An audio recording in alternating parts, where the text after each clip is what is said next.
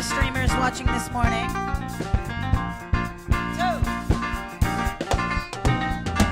Standing outside the door, love and mercy. You wonder if there's a place here for you. You know there's peace inside. Still you're searching for someone who understands the pain that you've been through. With the doors unlocked, the lights on. What are you waiting for? Come on in, welcome home. To our love you belong. No matter where you've been, just come on in. Yeah, yeah. We'll find a place of rest in the arms of spirit. God is waiting so long for your homecoming day. God knows the peace you see and the hurt you're feeling. Spirit wants to hold you and wipe your tears away. Will the Father waits with open arms. God is calling out your name. Come on in, welcome home. You are loved, you belong here now. No matter where you've been, just come on in. Well, there's room enough in a house of love for someone just like you. Whoa, come on in, welcome home. You are loved, you belong here now. No matter where you've been, come on in, welcome home. You are loved, you belong here now. No matter where you've been, just come on in. Yeah, yeah, come on in, welcome home. You are loved, you belong here now. No matter where you've been, come on in, welcome home. You are loved, you belong here now. No matter where you've been, just come on in.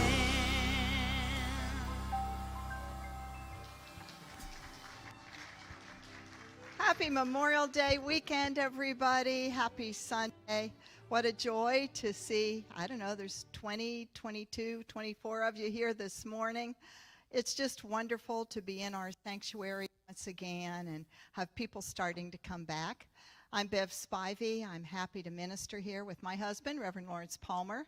And we want to say hello to all of our live streamers and Facebook Live. Our Director of Operations, Darby, who has been so faithful for these many weeks, is taking a vacation.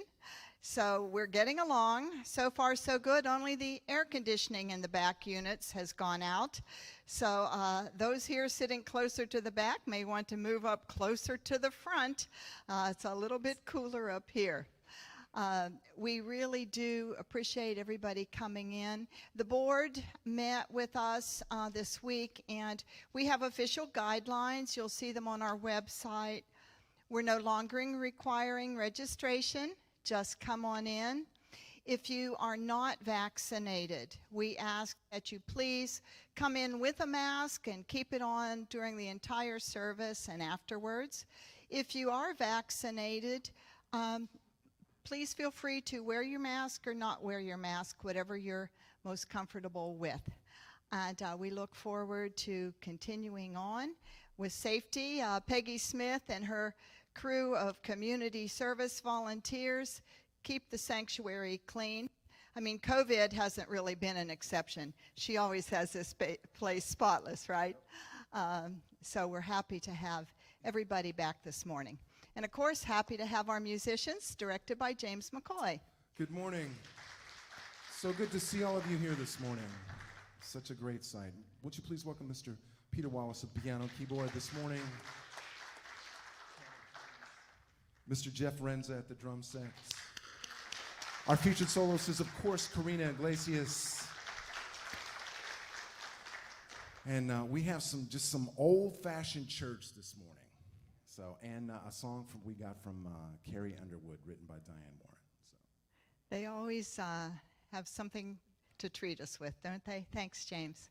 Well, as we move into the service now, we focus on the theme that we have had all year round. before the theme, I guess I want to mention our announcement as far as the Adopt a Seat program. I was just speaking to Victoria beforehand.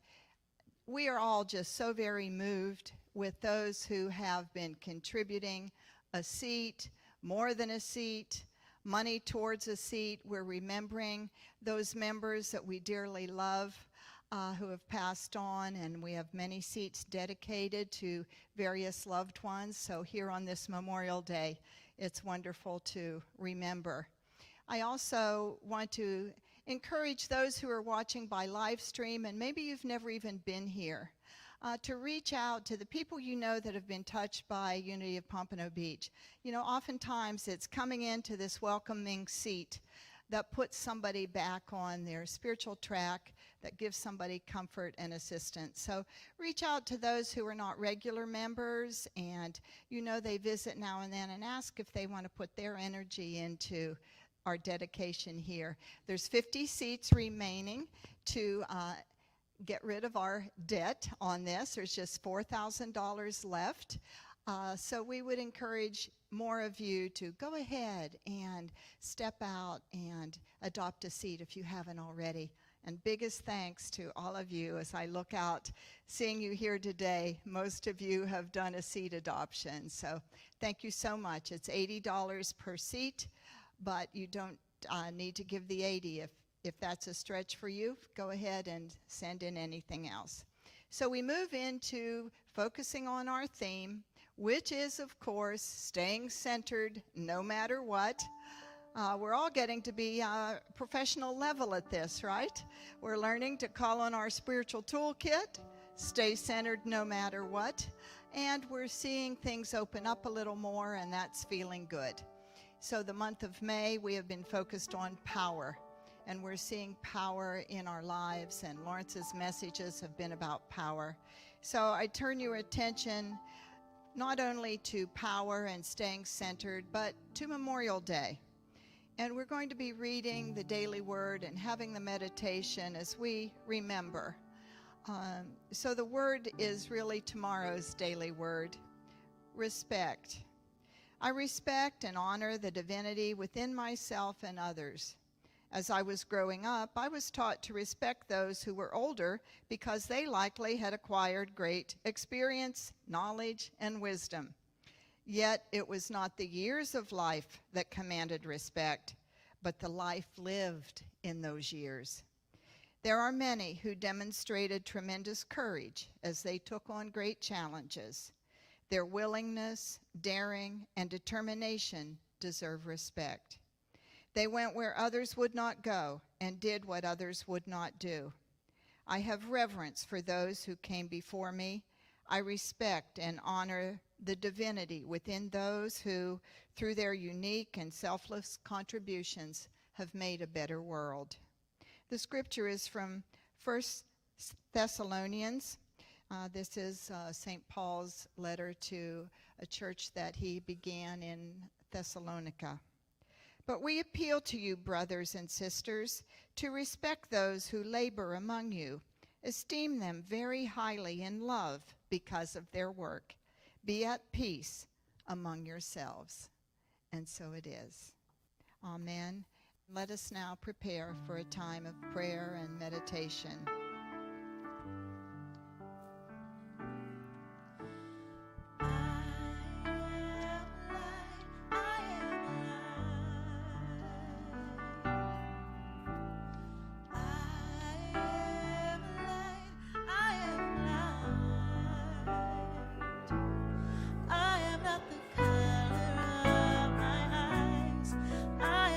Skin on the outside. I am not my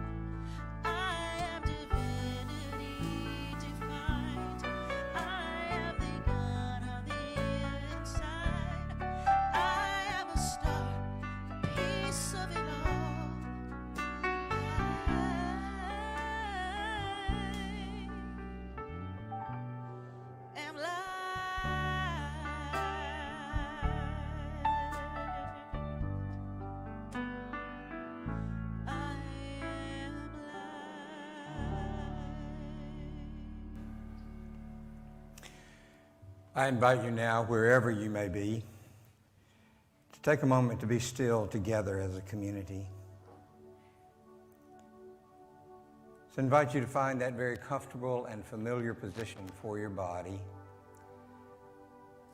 And as you settle into that position, you can give your body that loving permission to relax, to let go, to let be. You can give that same permission to your mind, just to relax, just to be present. With body at ease and mind at ease, your awareness is free to commune with Spirit.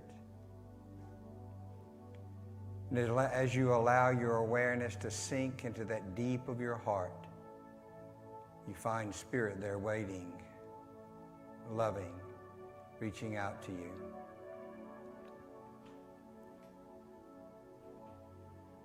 As we share together in this day of caring for ourselves and caring for others, I would invite you to imagine, as the daily word mentioned to us a moment ago, respect. Take a moment and imagine what color respect would be for you. Then imagine you holding a ball of that colored light in your hands. And then gently releasing that ball of light out into the ethers. And it makes its way out into the world. And you take a moment and feel the joy of blessing the world in that way of giving the world your respect. And there may be individuals that you would like to focus on in particular. But as you wait, as that light of your respect goes out into the world, you sense respect returning to you from the back. And you find yourself enfolded in that same light that you sent out in front of you, returning and embracing you completely in that color. And once again, you gather up a ball of that light and gently send it out into the world and wait as that blessing goes forth and then as it returns to you. I invite you just as quickly or slowly as you'd like to do this over and over again. Sending your respect out into the world, perhaps feeling it deeper and deeper each time, and sensing it returning to you, perhaps deeper and deeper each time. Out into the world, return to you. Respect for others, respect for you. And let's spend a moment in the stillness and the silence, sharing in this time of giving and receiving, blessing and being blessed, respecting and being respected together.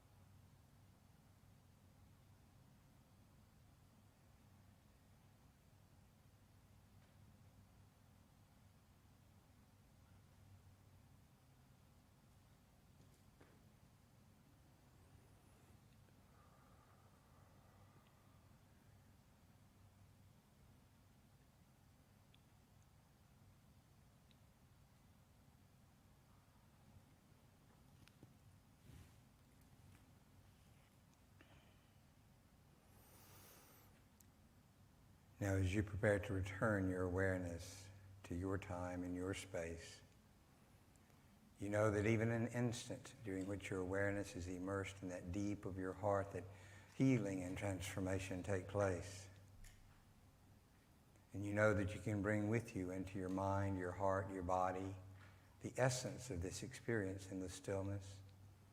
And in this coming week, as you choose to, you can return to this time, recall this time, and be blessed all over again.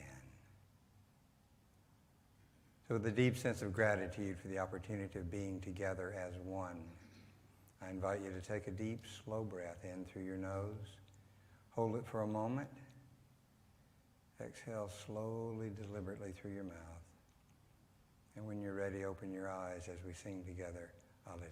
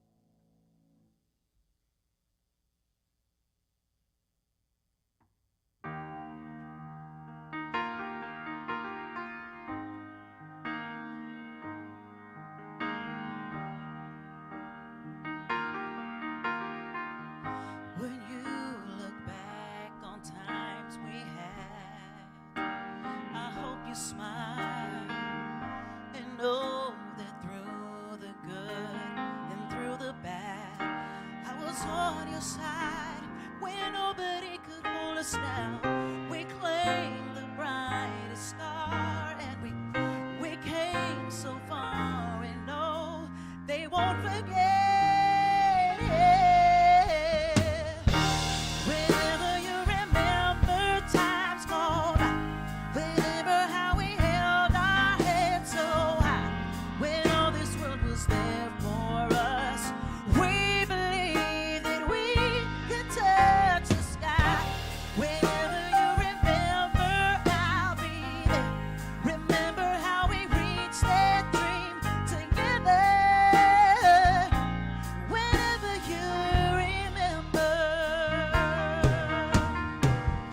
When you think back on all we've done, I hope you're proud.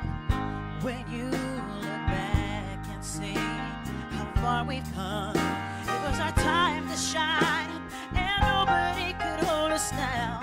They thought they'd see us fall, but we stood so tall, and no, we won't forget.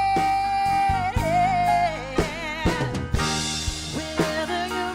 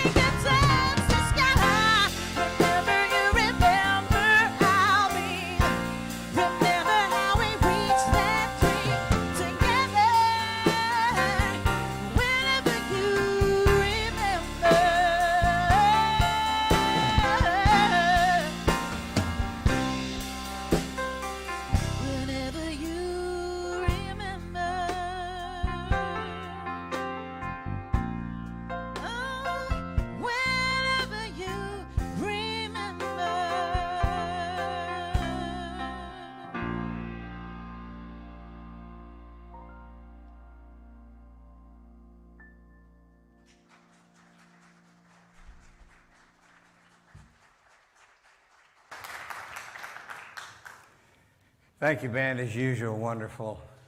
Well, from what I could tell looking out there, you had them right here. Am I right? I suspected so. Well, as Bev said, we want to welcome you to our celebration of Memorial Day here on this Sunday as we're halfway through the three-day weekend. I hope that you find some way to enjoy the time and be a blessing for you. As I've told you about Easter and Christmas, I always like during holiday times to try to reach a little bit deeper than the year before and understand things a little more than before. And I'm hoping to be able to do that with Memorial Day as we share together today, that we can understand Memorial Day a little better. First of all, I'd like to mention that there's often confusion between Veterans Day and Memorial Day. A lot of people think they're the same thing, just done over again. But Veterans Day is intended to honor all those living and dead who are in military service to our country. And Memorial Day is designed to honor the men and women who have given their lives in service to the country. So we go forth from that place. Now, what we know right now as Memorial Day did not begin as Memorial Day. It began, who knows, it began as Decoration Day.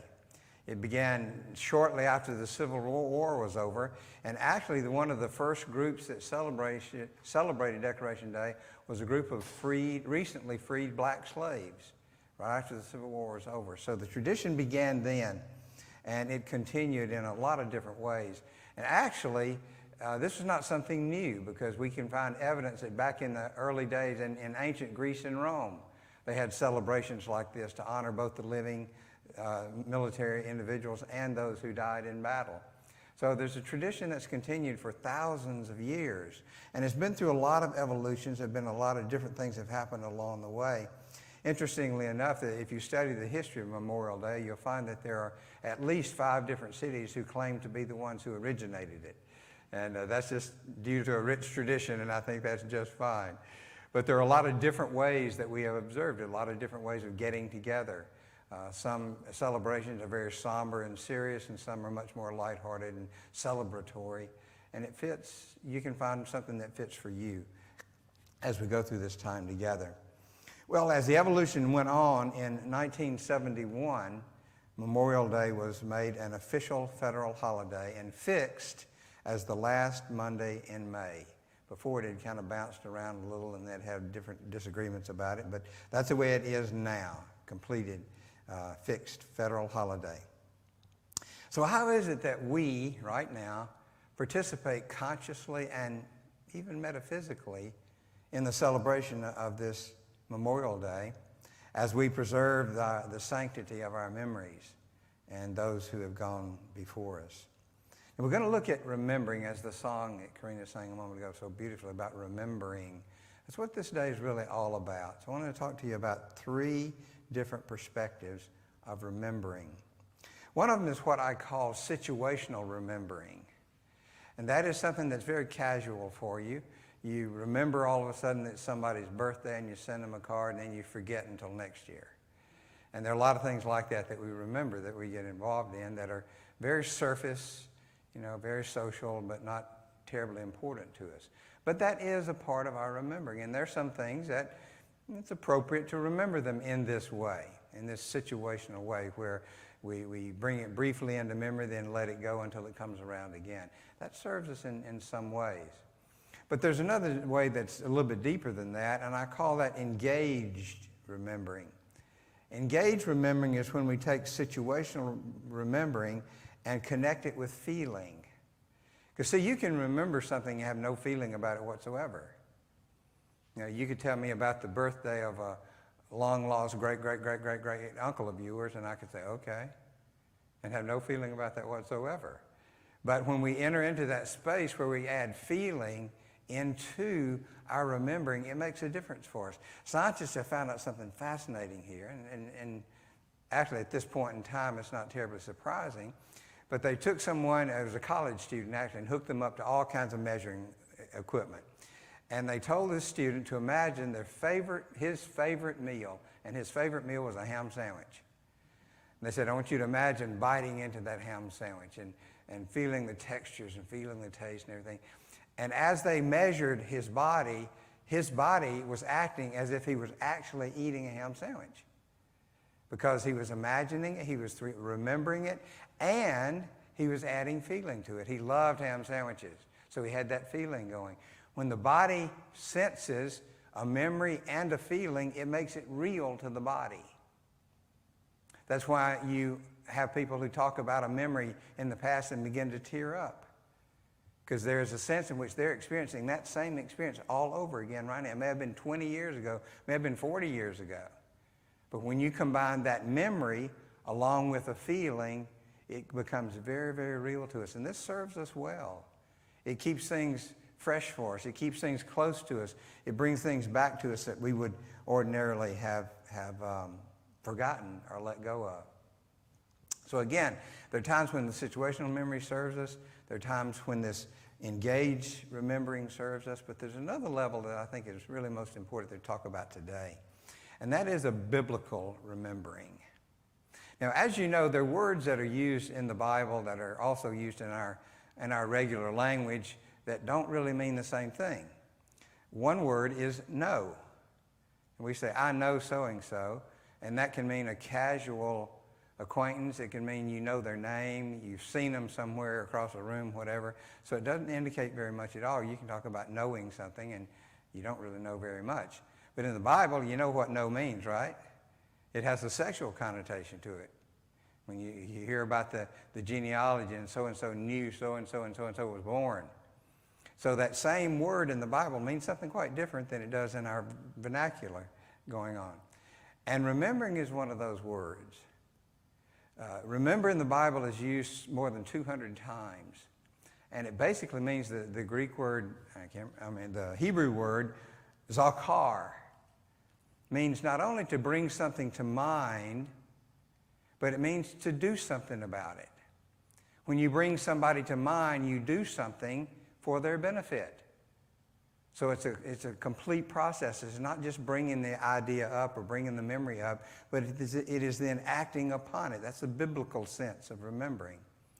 And I'm not sure we do that enough. I think we let our memories come and go so quickly that they don't really affect us very much. And even those that do, we don't do it with a real high state of consciousness. And that can make a really big difference. So as we look at this idea of biblical remembering, especially on this day, I think it's important for us, and I think it serves us very well. Now, interestingly enough, the early Hebrews, did not have a sense of the afterlife. You know, we get the idea that everybody believes in life after death. Well, the early Hebrews did not. The way that you lived forever in the Hebrew mind is if somebody remembered you and somebody spoke your name. As long as somebody remembered and spoke your name, you were still alive.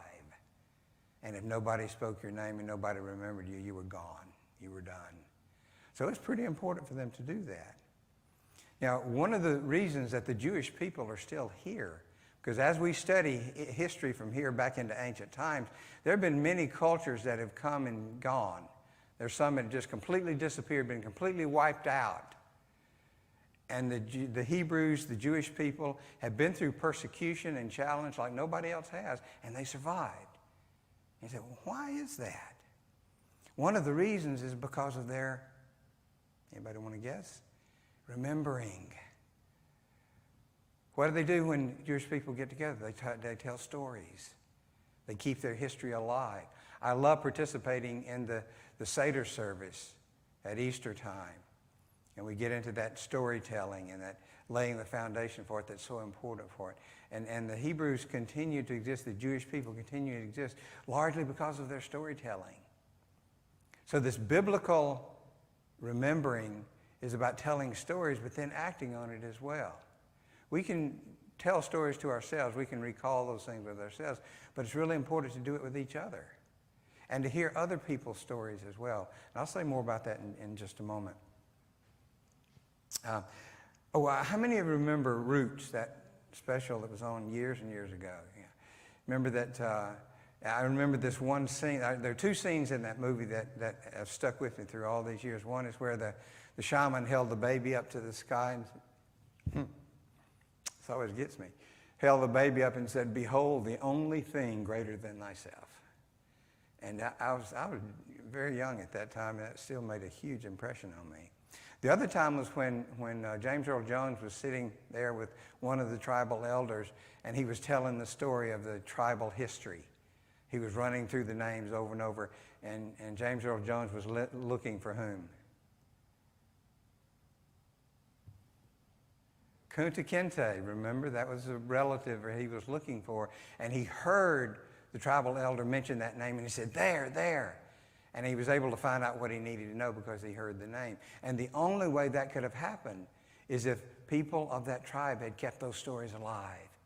If they'd kept that genealogy, that lineage alive, because they told it over and over. And at some point, this elder of the tribe would take a younger man under his wing and teach him that whole history. And he was required to learn the whole thing and recite it over and over and over and over again to keep it alive.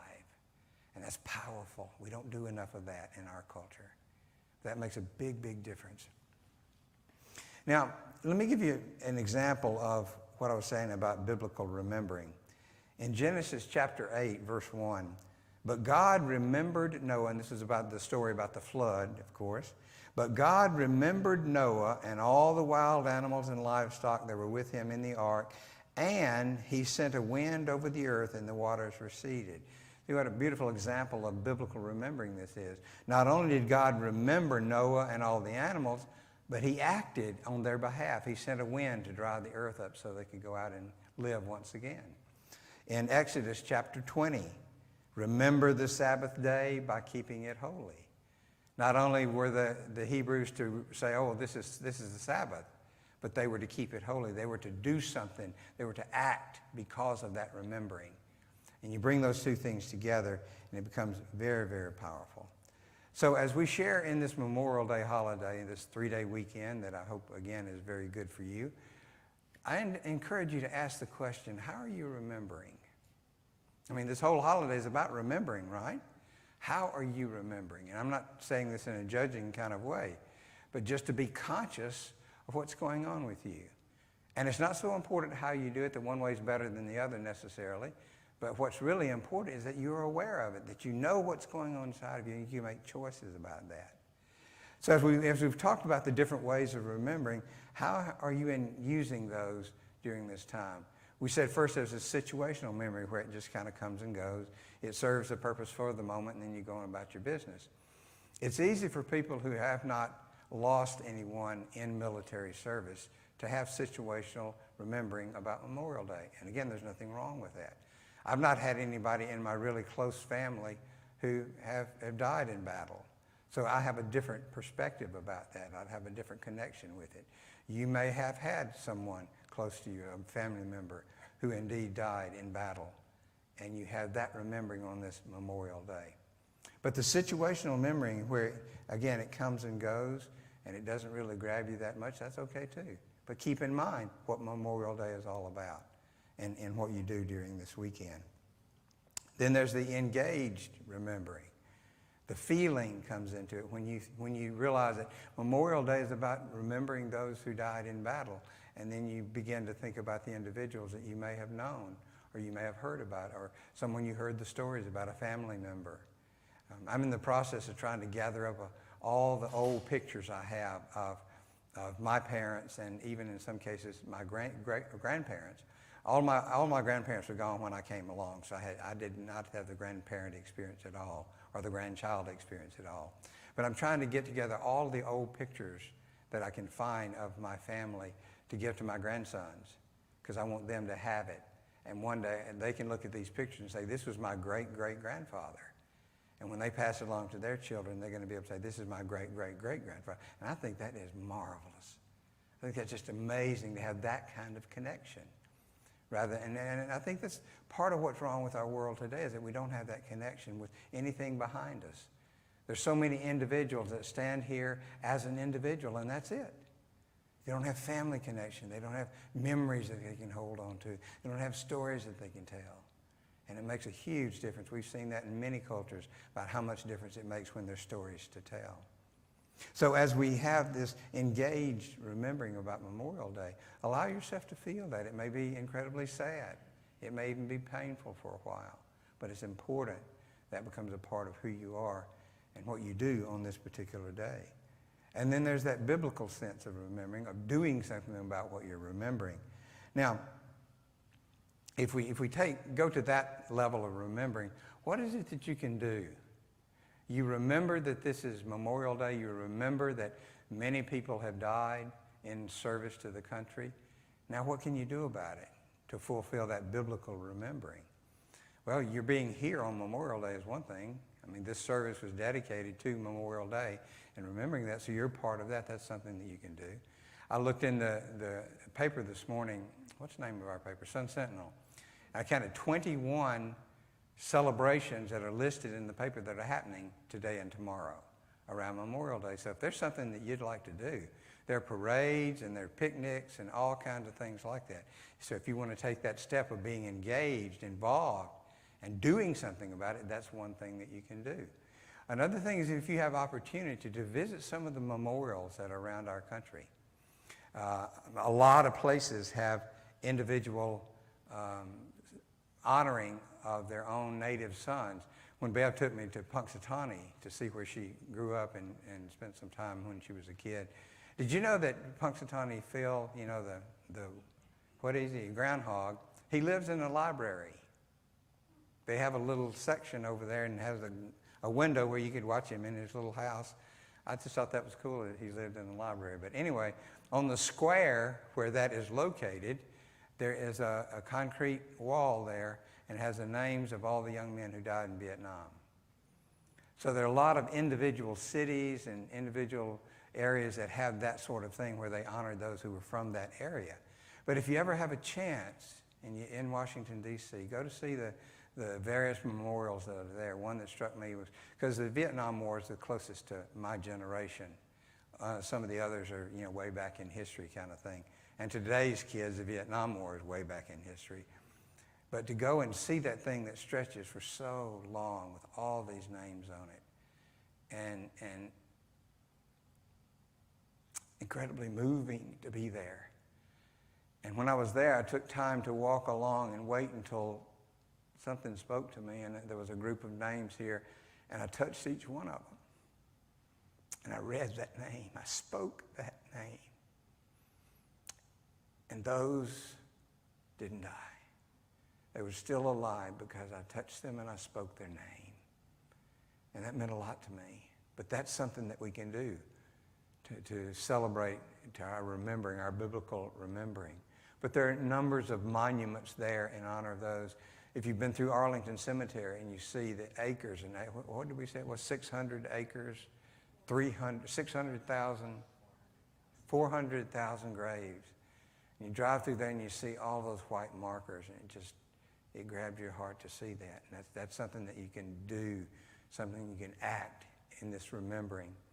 And then, of course, the tomb for the unknown soldier. For some reason, that was another place that was incredibly moving for me to see that and stand there and watch the soldiers that marched back and forth and back and forth. So there are possibilities there. There are local things, like I mentioned a moment ago. There are all kinds of activities going on around here that you would have opportunity to be involved in. It might be that you want to get involved politically, because there are always things that are going on around these holidays. Politically, somebody gets an idea to try to use them for some reason they shouldn't be. So you might want to keep up with what's going on in politics. Make sure things that stay square there. You might know of a family who was still grieving over someone who was lost, and reach out to them. I had a church member in Colorado who was a psychologist, and he gave his time in supporting the families of those who had lost their loved ones in Afghanistan and the other skirmishes in the Near East. And that was his way of putting this biblical remembering into play. As these individuals who were most recently left were being remembered, he was there to support the family and encourage them and lift them up.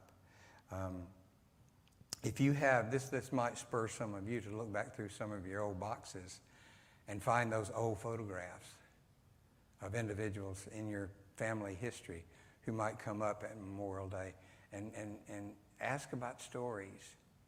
I still am a bit sad that my mother was so stubborn, and I didn't get any of that, thank goodness. But she refused to have her voice recorded. Something about having her voice on tape just didn't sit well with her. And oh, the stories that she knew. She'd talk, every time I would go home, we'd sit up late, and she'd tell me stories about my family and that sort of thing. And of course, I wasn't absorbing it all, and I didn't have enough sense to write it down, so those stories are gone now. My brother, who was 15 years older than I, died a number of years ago, and he knew some of those stories too. My sister and I don't know nearly what was there. So I would encourage you to think about that, about gathering up stories. If you have someone in your family who's something of a historian, get in touch with them and say, tell me stories. Tell me about my family. Tell me about my grandfather.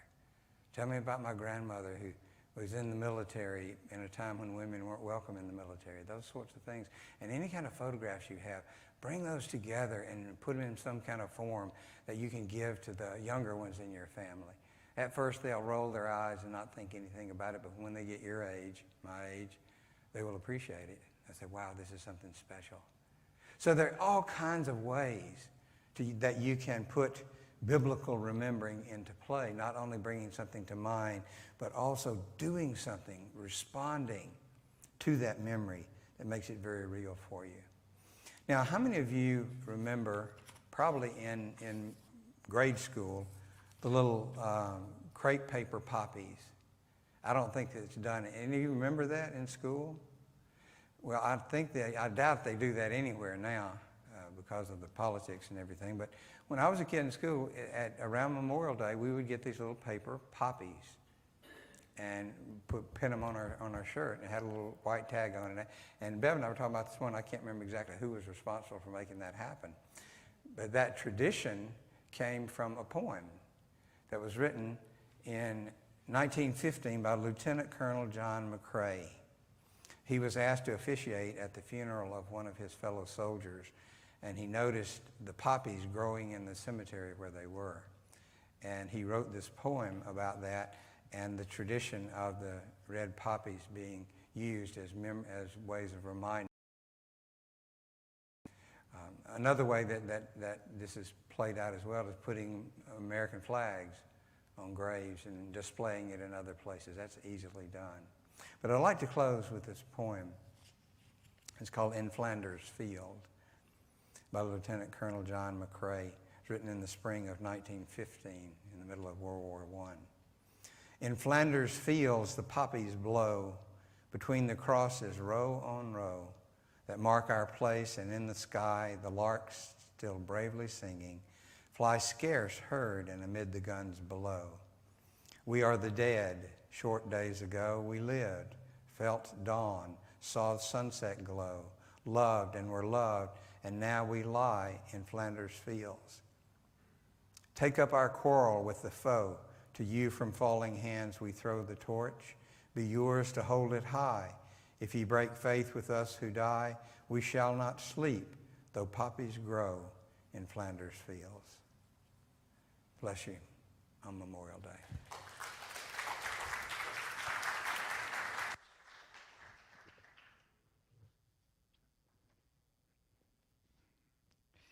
I'm reminded as I look out at our guests this morning, Radiance Satterfield remembered her family stories a couple of years ago and wrote the wonderful book, The Goddess Tribe, based on some stories. And we spent a year or two in our women's group enjoying that book, and she linked it to the 12 Powers and was lovely. So another use of remembering. Thank you, Dee. Well, as we remember Unity of Pompano, it's our time for giving. And I would ask you to remember that no matter what, we are staying centered here. We are continuing with all of our Sunday services. We haven't missed a Sunday since that very first one, March 16th. So we would ask you to remember with your giving, because things have changed, and sometimes when you don't come to services, you don't remember to give.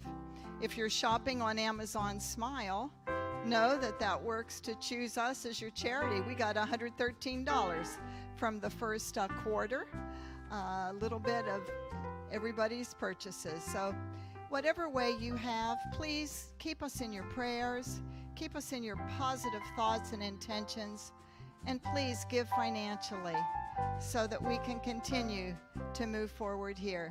And we'd really appreciate, one by one, adopting a few more seats.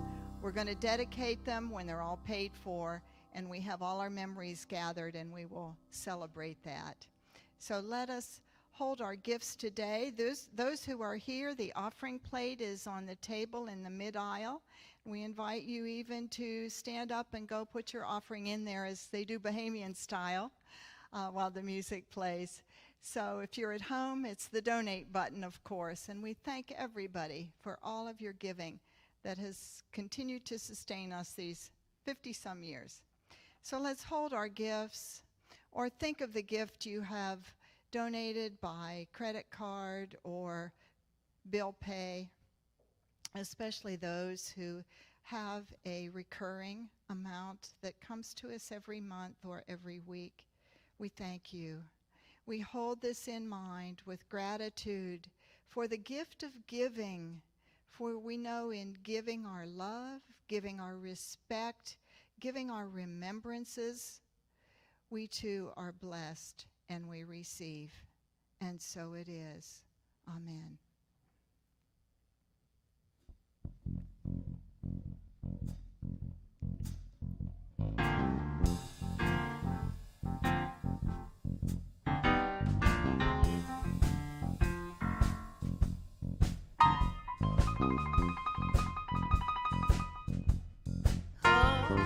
Just a closer walk with me.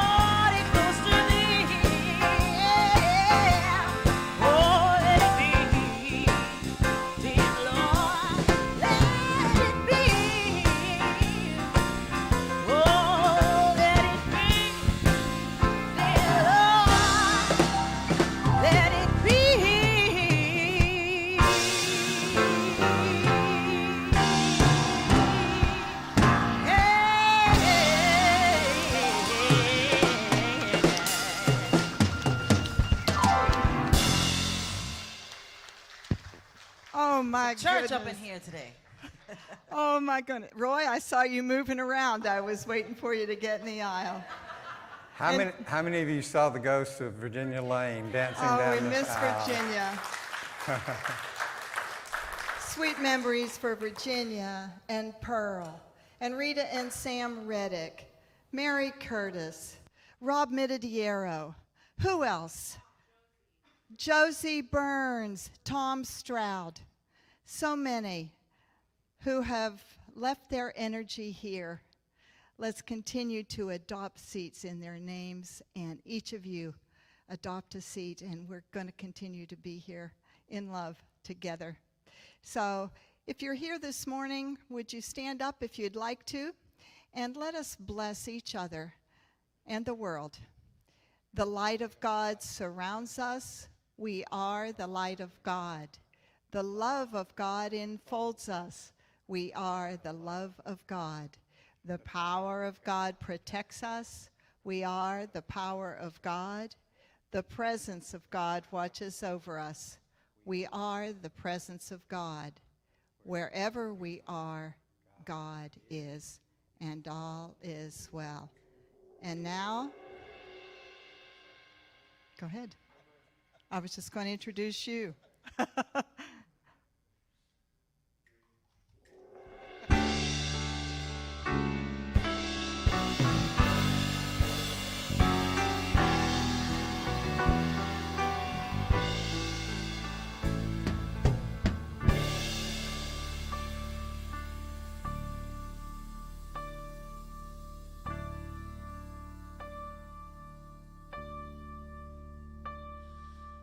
God bless America,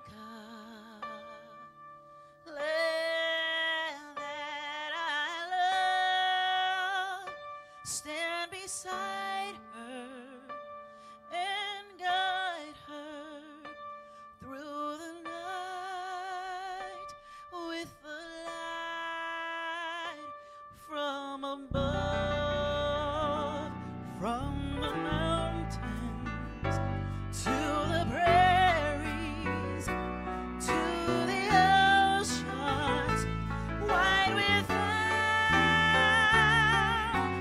God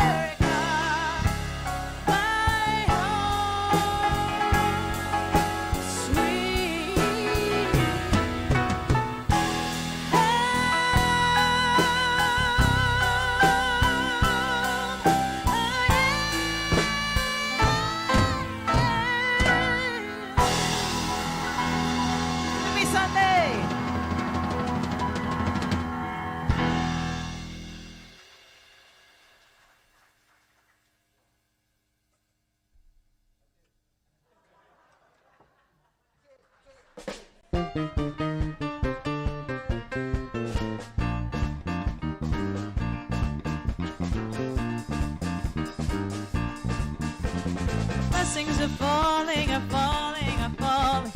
Blessings are falling like a sweet, sweet rain. Blessings are falling, are falling, are falling on me. Beauty is falling, is falling, is falling. Beauty is falling like a sweet, sweet rain. Beauty is falling, is falling, is falling on me. Oh Lord, I receive your blessing. Oh Lord, I receive your grace. Oh Lord, I will dance forevermore. Oh Lord, I receive your blessing. Oh Lord, I receive your